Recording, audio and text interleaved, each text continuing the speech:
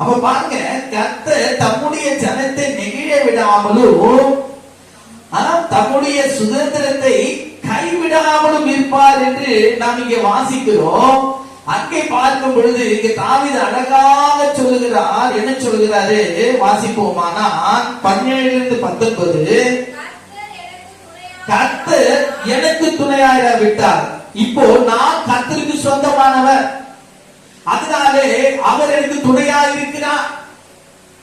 அதனால்தான் சொல்லுகிறாரு தாவீது, கர்த்தர் எனக்கு துணையா இராவிட்டால் என் ஆத்துமா சீக்கிரமா மௌனத்தில் வாசம் பண்ணி இருக்கும். ஹல்லேலூயா, ஹல்லேலூயா. ஆண்டவர் தம்முடைய ஜனத்தை அவர் ஒரு நாளும் கைவிடவே மாட்டார். எல்லா சத்துருக்களின் கைக்குமாக